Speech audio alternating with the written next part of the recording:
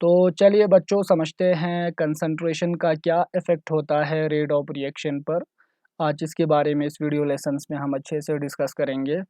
Previous video lessons में हमने instantaneous rate of reaction के बारे में जाना और इसको किस तरीके से एक्सप्रेस किया जाता है।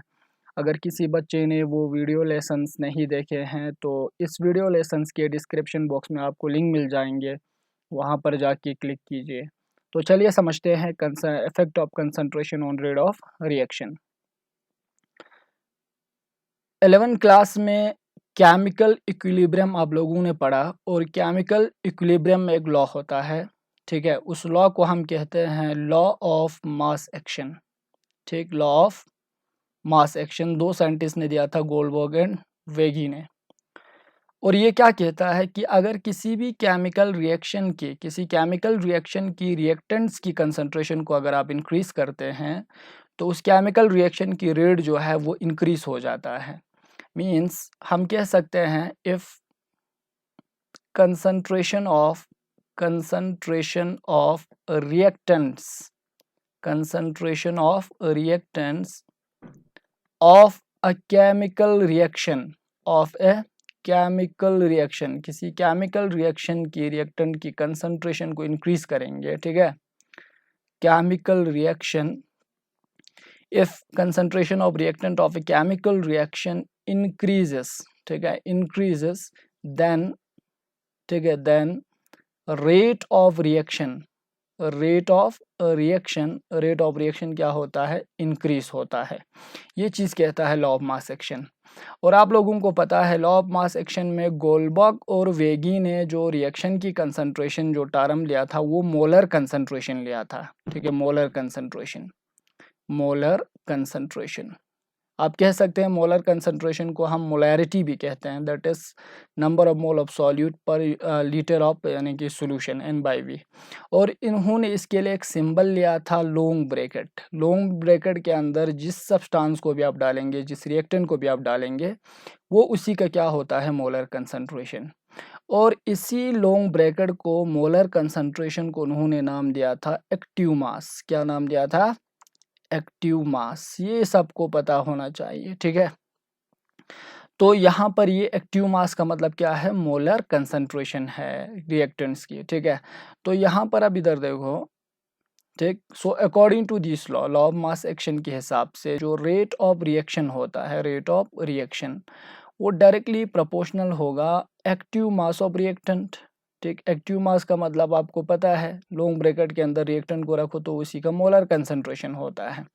तो रिएक्टेंट की कंसंट्रेशन को, मोलर कंसंट्रेशन को इंक्रीज करो तो रेट ऑफ रिएक्शन इंक्रीज हो जाएंगे, बस सिंपल सी बात है। अब ये इंक्रीज क्यों होता है कंसंट्रेशन इंक्रीज करने से, क्योंकि, ठीक है, ये कॉमन रेशनल बात है कि अगर आपके पास एक केमिकल रिएक्शंस, ठीक है, एक केमिकल रिएक्शन कर रहे हैं आप, अलग अलग उनके मोलैरिटी लेंगे, अलग अलग कंसंट्रेशन लेंगे। से for example same chemical reactions है दो कंटेनर में, इसमें हम कंसंट्रेशन को ए में कंसंट्रेशन को थोड़ा कम रखेंगे, मींस जो per unit volume of solution में नंबर ऑफ सॉल्यूट जो है वो कम होंगे इस तरीके से, ठीक है, बहुत कम है। लेकिन अगर आप दूसरे में सेम केमिकल रिएक्शंस, ठीक है, same reactant same amount of solute आप ले रहे हैं लेकिन इसमें कंसंट्रेशन ज़्यादा है, ठीक है, सेम सब्सटेंस है लेकिन आप अमाउंट जो है ज़्यादा ले रहे हैं, ठीक है। मीन्स यहाँ पे जो N/V जो है, number of mole of solute per unit volume of solution जो है वो ज़्यादा होंगे as compare to this N/V, ठीक है। तो यहाँ पर ये ज़्यादा होंगे।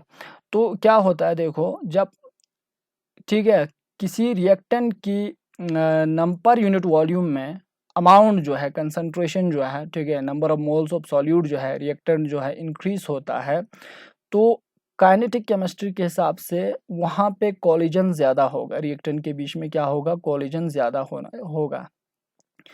तो जितना ज़्यादा कोलिजन्स होता है, जैसे फॉर एग्जांपल एक मॉलिक्यूल इधर, एक मॉलिक्यूल इधर, एक मॉलिक्यूल इधर, एक इधर रखेंगे तो इनके बीच में कोलिजन होने में बहुत टाइम लगेंगे।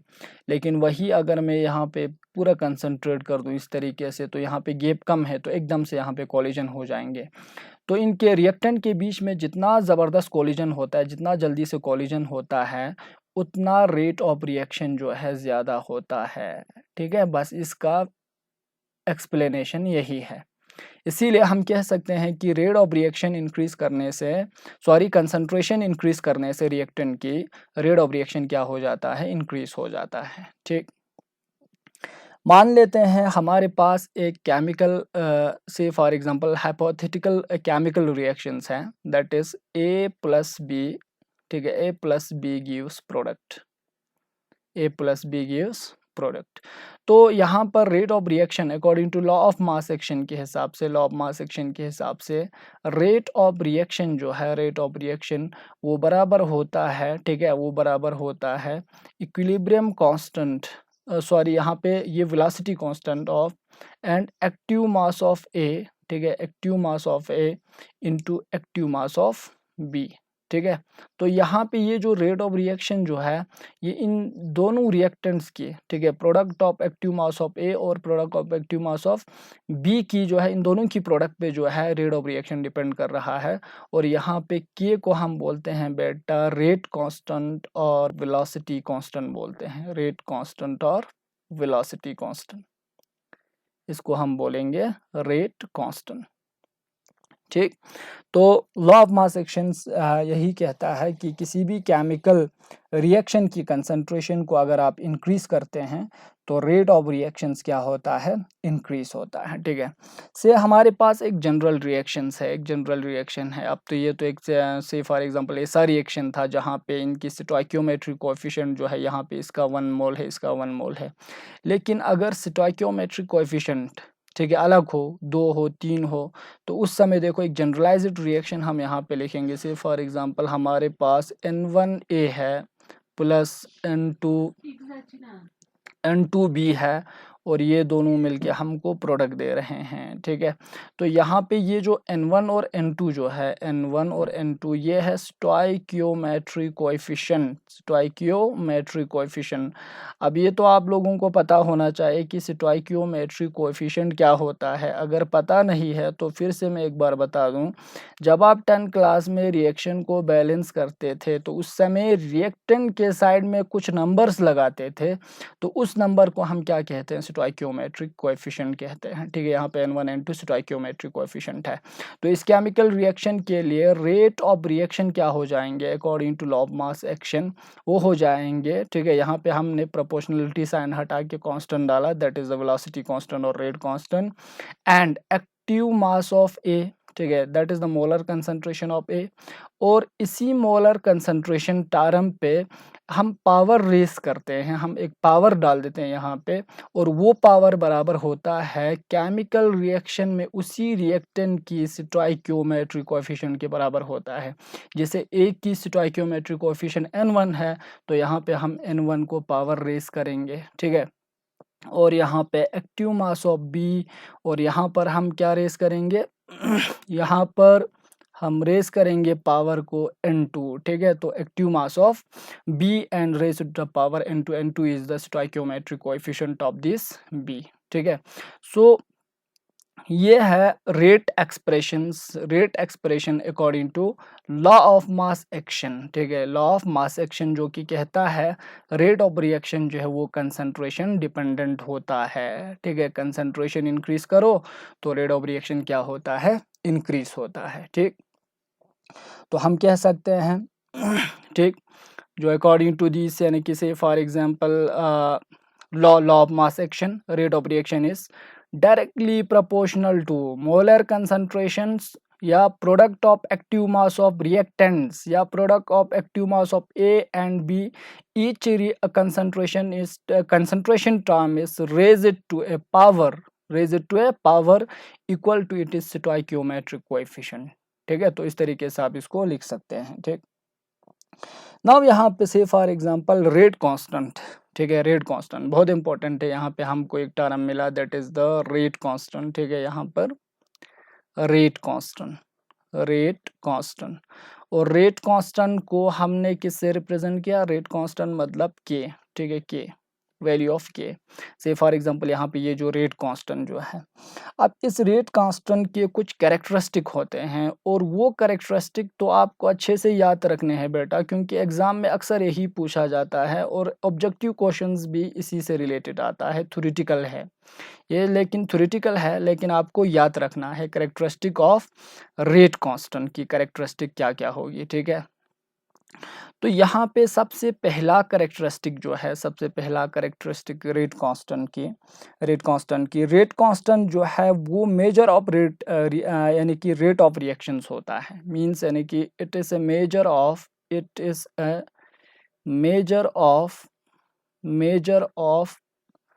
Rate of reaction.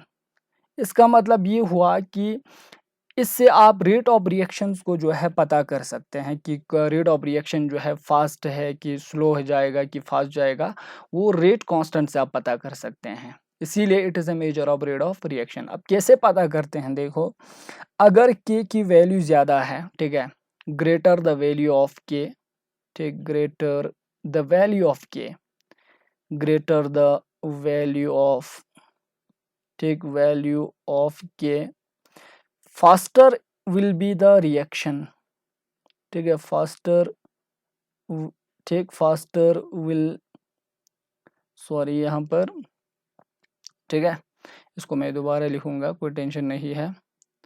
जितना यानी कि के की वैल्यू ज़्यादा होगा, faster will be the reaction, ठीक है, फास्टर उतना ज़्यादा केमिकल रिएक्शन फास्ट पेस पे जाएगा, ठीक है, पेस ज़्यादा होगा, faster will be the reaction, ठीक है। तो ये चीज़ याद रखना है। इसी का अपोजिट होता है, अगर के का वैल्यू कम हो, ठीक है, तो उस समय आप अगर रेट कांस्टेंट की वैल्यू कम होता है किसी केमिकल रिएक्शन के लिए, तो रिएक्शन बहुत यानी कि स्लो जाएगा, ठीक है, स्लो होगा। तो इसीलिए हम बोलते हैं कि रेट कांस्टेंट जो है वो क्या होता है, measure of rate of reaction. अब सेकंड पॉइंट क्या लिखेंगे, देखो सेकंड पॉइंट, ठीक है, सेकंड पॉइंट बहुत ही इंपॉर्टेंट है। सेकंड पॉइंट, ये जो वैल्यू ऑफ के जो है ये नेचर ऑफ रिएक्टेंट पे डिपेंड करता है, ठीक है, वैल्यू ऑफ के depend on nature of reactant, depend on nature of reactant. अब इसका मतलब क्या है, देखो, ठीक है, नेचर ऑफ रिएक्टेंट, इसका मतलब ये हुआ कि ये के का वैल्यू जो है अलग अलग रिएक्टेंट के लिए के का वैल्यू अलग अलग होगा। इसका मतलब से फॉर एग्जांपल, अगर मैं एक रिएक्टेंट ले लूँ, एक रिएक्टेंट जो गैसियस स्टेट में होगा, अगर एक लिक्विड स्टेट में होगा, अगर एक यानी कि सॉलिड फेज में होगा, तो इनके अमोंग जो है रेट ऑफ रिएक्शन जो है, ठीक है, रेट ऑफ रिएक्शन अलग अलग होंगे, के का वैल्यू भी अलग हो जाएंगे, क्योंकि गैस में जो है मॉलिक्यूल दूर दूर होता है, फास्टली मूव करते हैं, तो कोलिजन ज़्यादा होगा एस का कंपेयर टू लिक्विड, एस कंपेयर टू सॉलिड में बहुत कम होता है। तो रेट भी इन यानी कि स्टेट पे जो है क्या कर रहा है, डिपेंड कर रहा है। तो इसीलिए ये जो नेचर ऑफ रिएक्टेंट पे वैल्यू ऑफ के जो है क्या करता है, डिपेंड करता है। इसका मतलब अलग अलग यानी कि रिएक्टेंट के लिए के का वैल्यू क्या होता है, अलग अलग होता है, ठीक है, ये चीज़ आपको याद रखने हैं। अब यहाँ पे थर्ड पॉइंट देखो, थर्ड पॉइंट क्या लिखेंगे, ठीक है, थर्ड पॉइंट, यहाँ पे तीसरा पॉइंट जो है, ठीक है, बहुत इंपॉर्टेंट है। जो वैल्यू ऑफ रेट कांस्टेंट जो है वो टेम्परेचर चेंज करने से के की वैल्यू जो है वो चेंज होता है, ठीक है। मींस अगर आप if temperature of chemical reaction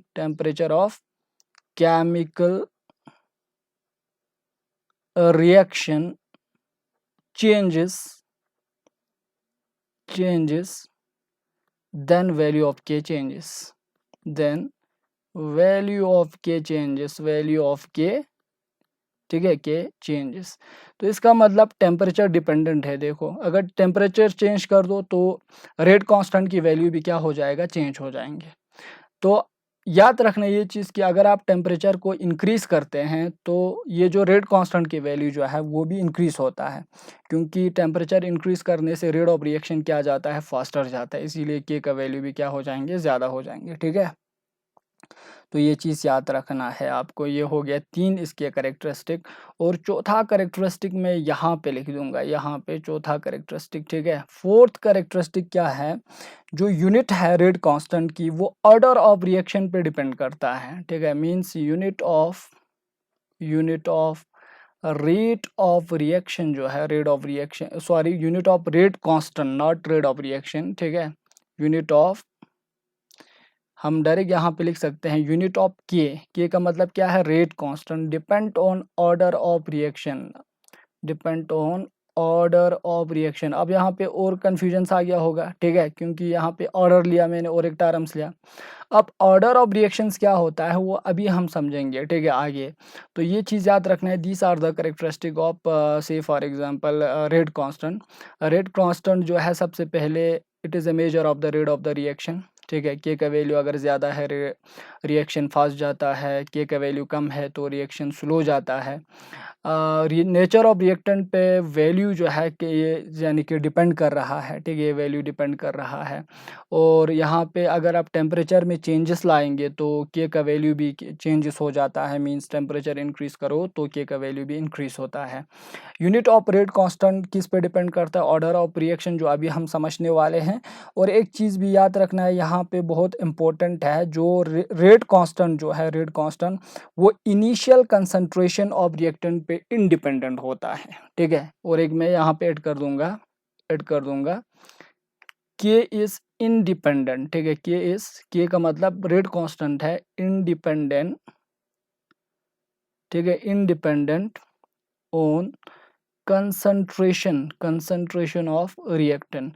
means reactant की कंसंट्रेशन जो भी हो, रेट कांस्टेंट जो है सेम रहने वाला है। क्योंकि अगर आप ग्राफ प्लॉट करेंगे, देख सकते हैं आप यहाँ पे एक ग्राफ प्लॉट करो, ठीक है, से फॉर एग्जांपल के वर्सेस कंसंट्रेशन, ठीक है। तो ये तो एक कांस्टेंट है, ये बिल्कुल यानी कि फिक्स रहेंगे। कंसंट्रेशन चाहे आप चेंज कर लो तो कुछ इस तरीके का आपको ग्राफ मिलेंगे, ठीक है।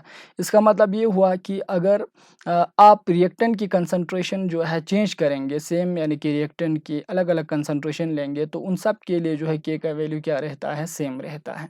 ये चीज़ जो है आपको याद रखना है। चलिए आगे बढ़ते हैं, ठीक है। अभी हमने जाना कि कंसंट्रेशन इंक्रीज करने से रेट ऑफ रिएक्शन इंक्रीज होता है, और लॉ ऑफ मास एक्शन के हिसाब से किस तरीके से उसको एक्सप्रेस किया जाता है वो मैंने बताया, ठीक है। और कैरेक्टरिस्टिक ऑफ रेट कांस्टेंट को हमने जाना। चलिए आगे समझते हैं हम। अब यहाँ पे आता है रेट लॉ, ठीक है, रेट लॉ, ठीक, रेट लॉ आता है, बहुत इंपॉर्टेंट है, यहीं से निकल आता है रेट लॉ, ठीक, रेट लॉ। तो रेट लॉ क्या होता है, देखो, rate law expression, rate law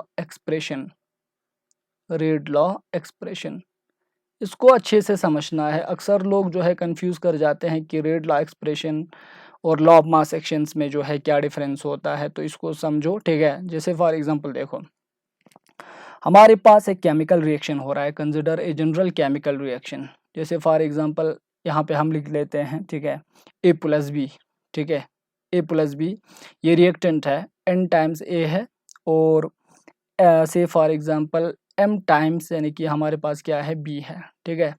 तो ये दोनों मिलके जो है क्या देंगे, हमको प्रोडक्ट देंगे, प्रोडक्ट, ठीक है, प्रोडक्ट दे रहा है, ठीक। से फॉर एग्जांपल हमारे पास ये केमिकल रिएक्शंस हो रहा है। अब इसके लिए अगर आप लॉ ऑफ मास एक्शन लिखेंगे, लॉ ऑफ मास एक्शन, ठीक है, say for example rate equation for this यानी कि according to law of mass action, according to लोमा, ठीक है, law of mass action.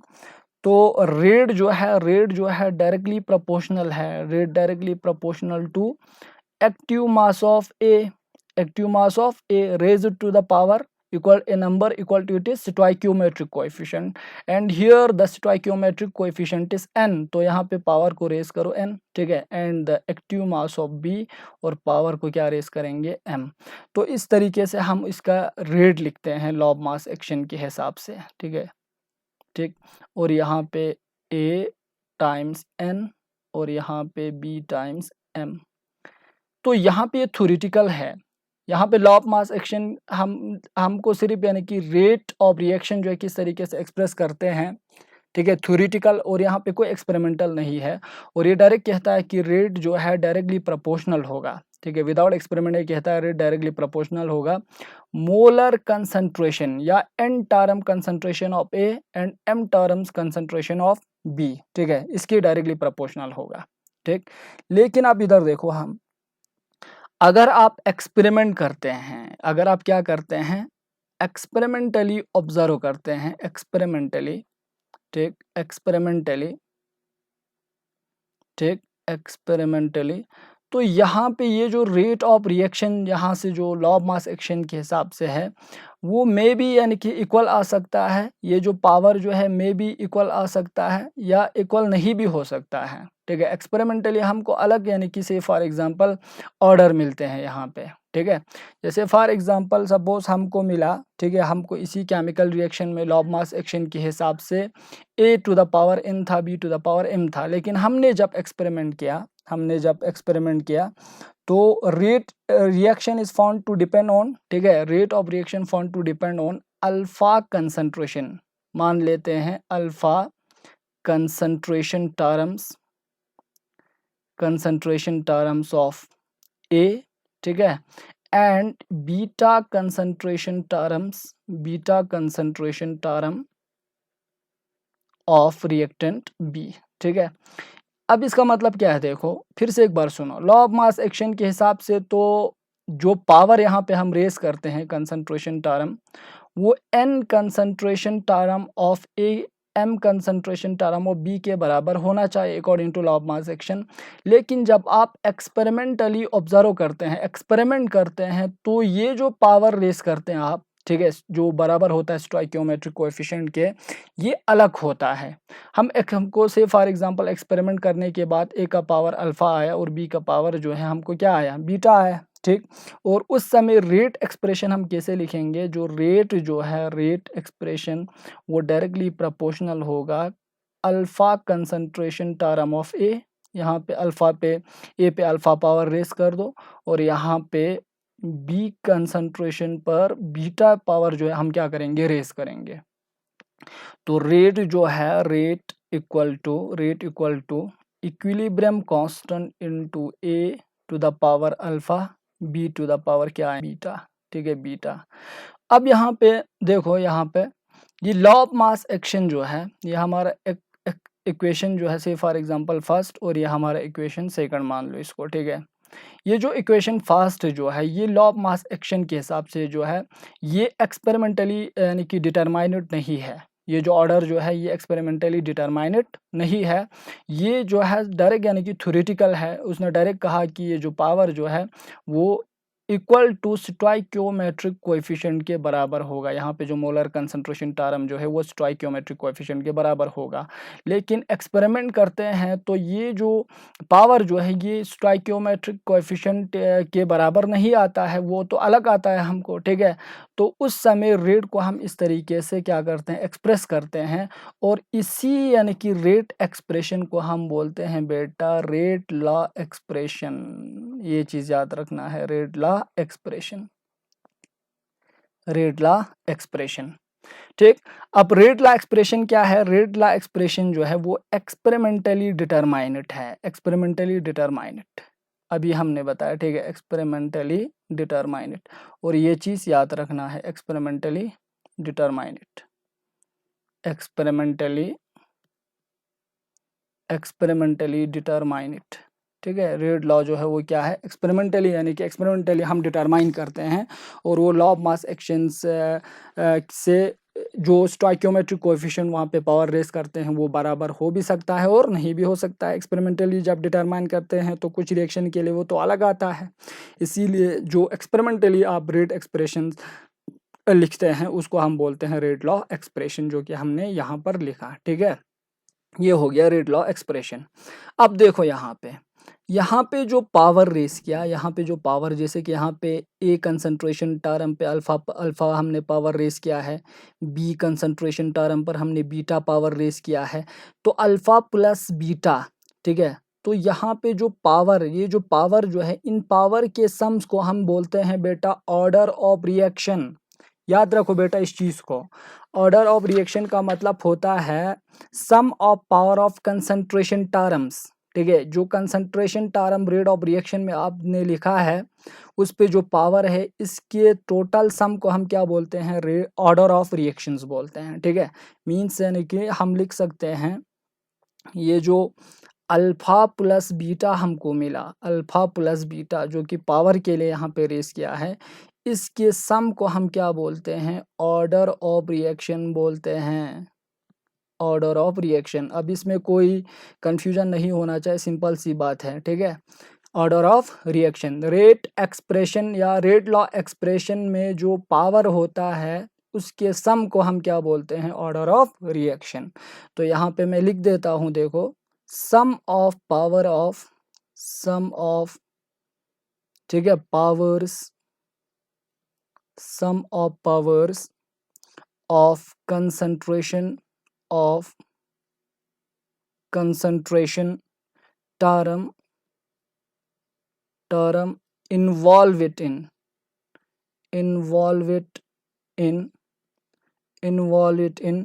rate law expression, not यानी कि लॉ ऑफ मास एक्शन। यहाँ पे मैं लिख रहा हूँ रेट लॉ एक्सप्रेशन। अक्सर लोग गलत करते हैं कि लॉ ऑफ मास एक्शन के पावर सम ऑफ पावर को ऑर्डर ऑफ रिएक्शन बोलते हैं, लेकिन ऐसा नहीं होता है। रेट लॉ एक्सप्रेशन में जो पावर का सम होता है उसको हम क्या बोलते हैं, order of reaction. Means sum of powers of concentration term involve in rate law expression, rate law expression, rate law expression is call it order of reaction. तो इसको हम क्या बोलते हैं, ऑर्डर ऑफ रिएक्शन बोलते हैं। ठीक है, तो ये चीज़ आपको पता होना चाहिए। तो अगर से फॉर एग्जांपल देखो यहाँ पे हम एक एग्जांपल लेंगे, जैसे एग्जांपल हम एक साथ साथ में एग्जांपल भी करते जाएंगे, अच्छे से समझ आएंगे। जैसे हमारे पास हाइड्रोजन परऑक्साइड है, हाइड्रोजन परऑक्साइड, ठीक है, H2O2, ठीक है, हाइड्रोजन परऑक्साइड है। हाइड्रोजन परऑक्साइड की डिकम्पोजिशन रिएक्शन होते ही प्रोडक्ट क्या मिलता है हमको, वाटर मिलता है प्लस ऑक्सीजन गैस मिलता है। ठीक है, अब यहाँ पे इसको बैलेंस कर दो, इधर 2 लगाओ, ठीक है, और इधर 2 लगाओ, तो यहाँ पे कितने हो गए, और यहाँ पर से फॉर एग्जांपल ये हो गए 2 और ये ऑक्सीजन 4, बैलेंस हो गए। ठीक है, अब इसके लिए रेट एक्सप्रेशन लिखो आप। ठीक है, रेट एक्सप्रेशन कैसे लिखेंगे, रेट एक्सप्रेशन, ठीक है, रेट एक्सप्रेशन जो है वो लिखेंगे आप, रेट ऑफ रिएक्शन जो है, रेट ऑफ रिएक्शन जो है वो बराबर होगा, ठीक है, वो बराबर होगा, ठीक ठीक। यहाँ पे हाइड्रोजन पर ऑक्साइड कितने हैं, 2, तो यहाँ पे हम लिखेंगे product of active mass of H2O2, ठीक है, H2O2, और यहाँ पे या डायरेक्ट लिखो product of active mass of H2O2, और यहाँ पे पावर को रेस करेंगे कितना, 2। तो ये रेट लॉ एक्सप्रेशन है, और एक्सपेरिमेंटली भी ये 2 के बराबर ही आता है। और यहाँ पे ऑर्डर अगर बोलें कि इस रिएक्शन का ऑर्डर कितना है, तो आप लिख सकते हैं order of reaction, order of reaction is equal to 2। Means आप इससे रिएक्शन को हम बोलते हैं सेकंड ऑर्डर रिएक्शन। ठीक है, तो इसीलिए यहाँ पे मैंने क्या कहा था, अब थोड़ा रिवर्स करो। ठीक है, जैसे यहाँ पे देखो, सॉरी, यहाँ पर प्रीवियस पेज पे हम जाएंगे, देखो यहाँ पर हमने क्या लिखा है, जो यूनिट जो है, यूनिट ऑफ रेट कांस्टेंट है, वो ऑर्डर ऑफ रिएक्शन पे डिपेंड कर रहा है। इसका मतलब ये हुआ कि ये जो ऑर्डर जो है, ऑर्डर जो है यहाँ पे ये जो नंबर आएगा रेट एक्सप्रेशन में एक्सपेरिमेंट करने के बाद, उस यानी कि ऑर्डर पे जो है रेट कांस्टेंट की यूनिट जो है वो डिपेंड करता है। ठीक है, ऑर्डर ऑफ रिएक्शन हम इसको कहेंगे। ठीक, अब देखो चलिए समझते हैं और एक एग्जाम्पल सम। ठीक है, देखो यहाँ पे हम और एग्जाम्पल करेंगे, इसके बाद इसको हम ख़त्म कर देंगे। ठीक है, एग्जाम्पल देखो, एग्जाम्पल जितना भी आपको समझ आएंगे उतना आपके लिए फ़ायदा है। ठीक, जैसे देखो यहाँ पे, ठीक, एक केमिकल रिएक्शन से हमारे पास एक केमिकल रिएक्शन है। ठीक है, जैसे ऑर्डर ऑफ रिएक्शन एक्सपेरिमेंटली क्या होता है, डिटरमाइनेट होता है। ठीक है, ऑर्डर ऑफ रिएक्शन, जैसे अगर आप देखो नाइट्रोजन, ठीक है, नाइट्रोजन डाइऑक्साइड्स, नाइट्रोजन डाइऑक्साइड को डिकम्पोज करो। ठीक है, तो क्या मिलेगा आपको, नाइट्रियस ऑक्साइड प्लस आपको मिलेगा बेटा ऑक्सीजन। ठीक है, और इसको बैलेंस करो। बैलेंस कैसे करेंगे, यहाँ पे 2 लगाओ, यहाँ पे 2 लगाओ। देखो इस एग्जांपल को अच्छे से समझो। ठीक है, तो इसके लिए अगर आप रेट ऑफ रेट लिखेंगे, ठीक है, इसके लिए अगर आप रेट लिखेंगे, ठीक। तो रेट जो है वो क्या है, देखो rate according to law of mass action के हिसाब से, see for example according to लोमा के हिसाब से, ठीक है। लोमा के हिसाब से जो रेट जो है, पहले तो हम लॉ ऑफ मास एक्शन के हिसाब से रेट लिखेंगे, वो होता है equilibrium constant into active mass of NO2, power को रेस कर दो 2। तो लॉ ऑफ मास एक्शन के हिसाब से it is second order reaction, ठीक है। लेकिन पता है एक्सपेरिमेंट जब आप करेंगे ना, तो it is not a second order reaction, it is first order reaction, it is first order reaction, first order reaction. अब ये क्यों होता है कि से फॉर एग्जांपल होना तो चाहिए था सेकंड ऑर्डर, अब जब आप एक्सपेरिमेंट करते हैं, ये एक्सपेरिमेंटल है, ठीक है, एक्सपेरिमेंट करते हैं तो क्या मिल रहा है आपको, फर्स्ट ऑर्डर रिएक्शन आपको मिल रहा है। अब इसको समझने के लिए इसके मैकेनिज्म को समझना ज़रूरी है, ठीक है। जैसे फॉर एग्जांपल देखो, एक्चुअली रिएक्शन जो है वो 2 स्टेप में जाता है, 2 स्टेप में होता है। स्टेप 1 में क्या होता है, देखो स्टेप 1 में नाइट्रोजन डाइऑक्साइड NO2 जो है वो डिकम्पोज होता है और यहाँ पे नाइट्रियस ऑक्साइड प्लस नेसेंट ऑक्सीजन बनाता है, हाईली रिएक्टिव ऑक्सीजन, ठीक है। और ये जो पहला स्टेप जो है, ये जो रिएक्शन जाएंगे ये बहुत स्लो होता है, ठीक है, स्लो होता है, ये स्लो जाता है। अब सेकंड स्टेप में क्या होगा, स्टेप सेकंड में, ठीक है, स्टेप सेकंड में यहाँ पर नेसेंट ऑक्सीजन जो ऊपर यहाँ पे नेसेंट ऑक्सीजन बना, ये फिर से यानी कि NO2 के साथ रिएक्ट कर जाता है और ये बनाता है, ठीक है, और ये बनाता है ऑक्सीजन प्लस नाइट्रियस ऑक्साइड, ठीक, ये बनेगा, ठीक है, ऑक्सीजन। तो ये जो है, ये वाला सेकंड स्टेप जो है ये फास्ट है, ये क्या है, फास्ट है। तो जाहिर सी बात है पहला स्टेप क्या है, पहला स्टेप में अगर पहला स्टेप के लिए अगर आप रेट लिखेंगे, ठीक है, रेट लिखेंगे, तो रेट जो है पहले स्टेप के लिए जो रेट जो है, ठीक है, रेट ऑफ रिएक्शन जो है वो आ जाएंगे इक्विलिब्रियम कांस्टेंट इनटू NO2 और पावर को क्या रेस करेंगे आप, यहाँ पे 1 ही है, इसलिए ऑलरेडी बैलेंस्ड है तो यहाँ पे 1, ठीक है। तो यहाँ पे 1 है तो आप इसको ऑर्डर कितना है, 1, ठीक है। तो यहाँ पे इसको आप बोलेंगे फर्स्ट ऑर्डर।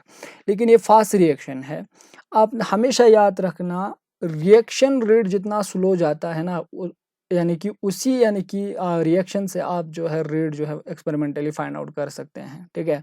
मींस मैं यहाँ पे लिख दूंगा, देखो स्लो, ठीक है, स्लो रिएक्शन, ठीक है, इज रेट डिटरमाइनिंग स्टेप,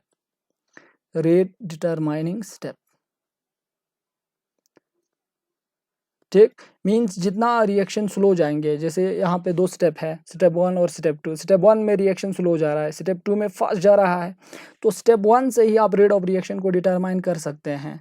तो इसका मतलब है सिर्फ एक, यानी कि नाइट्रोजन डाइऑक्साइड से क्या के सिर्फ 1 मोल पे जो है रेट ऑफ रिएक्शन जो है क्या कर रहा है, से फॉर एग्जांपल डिपेंड कर रहा है। तो इसके लिए रेट लिखेंगे, रेट एक्सप्रेशन लॉ लिखेंगे, ठीक है, एक्सप्रेशन के हिसाब से। तो यहाँ पे ऑर्डर हमको कितना मिल रहा है, 1। तो इसीलिए एक्सपेरिमेंटली हमको क्या आता है, फर्स्ट ऑर्डर रिएक्शंस आता है, क्योंकि ये 2-3 मल्टीपल स्टेप्स में जो है रिएक्शंस होता है। तो उन सारे स्टेप में से एक रिएक्शन स्लो जा सकता है, कुछ फास्ट जा सकते हैं। तो slow determining reaction rate, slow determining step ही रेट डिटरमाइनिंग स्टेप्स होता है, वहाँ से आप रेट को क्या कर सकते हैं, डिटरमाइन कर सकते हैं। तो इसीलिए लॉ ऑफ मास एक्शन के हिसाब से तो सेकंड ऑर्डर आना चाहिए था, लेकिन एक्सपेरिमेंटली क्या है, फर्स्ट ऑर्डर रिएक्शन है। और ये क्यों हुआ, क्योंकि रिएक्शन मल्टीपल स्टेप से जाता है और जो स्लो जाता है वही रेट डिटरमाइनिंग स्टेप होता है। ये चीज़ आपको ध्यान में फिट करना है, दिमाग में फिक्स करना है। तो ये हमारा हुआ ऑर्डर ऑफ रिएक्शंस और रेट लॉ एक्सप्रेशन। और आज हमने जाना इफेक्ट ऑफ कंसंट्रेशन के बारे में, हमने जाना, देखो आज हमने effect of concentration on rate of reaction के बारे में जाना, जिसमें हमने लोमा पढ़ा, लॉ ऑफ मास एक्शन के हिसाब से कंसंट्रेशन इंक्रीज करो रेट ऑफ रिएक्शन इंक्रीज होने वाला है, ये आप लिख सकते हैं, कोई टेंशन नहीं है। क्योंकि कंसंट्रेशन इंक्रीज करने से कोलिजन भी ज़्यादा होगा, रेट ऑफ रिएक्शन भी इंक्रीज होता है। और लॉ ऑफ मास एक्शन के हिसाब से हम इसको इस तरीके से एक्सप्रेस करते हैं। और इस स्क्वायर लॉन्ग ब्रैकेट को हम एक्टिव मास बोलते हैं। एक्टिव मास जो है N/V, number of solute number of mole of solute per unit volume litre of solutions में कितना number of mole of solute है उसको हम बोलते हैं मोलर कंसंट्रेशन। लूम्ब्रेकर्ड का मतलब मोलर कंसंट्रेशन। गोल्डबर्ग और वेगी ने उसको अलग सा नाम दिया एक्टिव मास। ठीक है, तो जनरलाइज्ड टर्म लिखा हमने। ठीक है, तो यहाँ पे लॉ ऑफ मास एक्शन के हिसाब से जो बैलेंस स्टोइकियोमेट्रिक कोएफिशिएंट होता है उसको हम इनकी कंसंट्रेशन टर्म पर पावर को रेज कर देते हैं और उसी के बराबर जो है रेट ऑफ रिएक्शन होता है। और यहाँ पे मेरे रेट कांस्टेंट के कैरेक्टरिस्टिक लिखे हैं, जैसे सबसे पहला कैरेक्टरिस्टिक जो है measure of rate of reactions होता है, और वैल्यू ऑफ के जो है वो नेचर ऑफ रिएक्टेंट पे डिपेंड करता है। और थर्ड हमने क्या लिखा, केमिकल रिएक्शन जो है टेम्परेचर चेंज करने से क्या रेट कांस्टेंट भी चेंज होता है। और कंसंट्रेशन टर्म पे ये जो रेट कांस्टेंट जो है वेलोसिटी कांस्टेंट जिसे आप कहेंगे ये इंडिपेंडेंट होता है, ये याद रखना है। और यूनिट ऑफ रेट कांस्टेंट जो है वो ऑर्डर ऑफ रिएक्शन पे क्या कर रहा है, डिपेंड कर रहा है। ऑर्डर ऑफ रिएक्शन मैंने आप लोगों को समझाया। ठीक है, ऑर्डर ऑफ रिएक्शंस में हमने क्या लिखा, ऑर्डर ऑफ रिएक्शन मतलब rate law expression, law of mass action के हिसाब से ये जो नंबर जो है ये पावर जो रेस करते हैं स्टोइकियोमेट्रिक कोएफिशिएंट के जो बराबर होता है, एक्सपेरिमेंटली वो एक्चुअली ऐसा नहीं होता है, वो अलग होता है। इसीलिए जो आप रेट एक्सप्रेस करते हैं उसको हम क्या बोलेंगे, रेट लॉ एक्सप्रेशन। अब रेट लॉ एक्सप्रेशन में जो पावर लिखते हैं आप उसके सम को हम क्या बोलेंगे, ऑर्डर ऑफ द रिएक्शन। अगर ये 2 आया तो सेकंड ऑर्डर, 1 आया तो फर्स्ट ऑर्डर, 3 आया तो थर्ड ऑर्डर, 4 आया तो फोर्थ ऑर्डर। ठीक है, इस तरीके से आप first order reaction, second order reaction इस तरीके से हम यानी कि डिटरमाइन करते हैं। और उन इस यहाँ पे जो रेट कांस्टेंट है इसका यूनिट जो है इस ऑर्डर पे जो है क्या करता है, डिपेंड करता है। आगे के वीडियो लेसन्स में मैं आप लोगों को अच्छे से समझा दूंगा कि यूनिट ऑफ रेट कांस्टेंट जो है ऑर्डर ऑफ रिएक्शन पे किस तरीके से डिपेंड करता है। ठीक है, तो ये हमने बताया और आगे मैंने एग्जांपल्स भी आपको दिया। तो यहाँ तक रखो, नेक्स्ट वीडियो लेसन्स के लिए इंतज़ार करो। Thanks for watching my video lessons.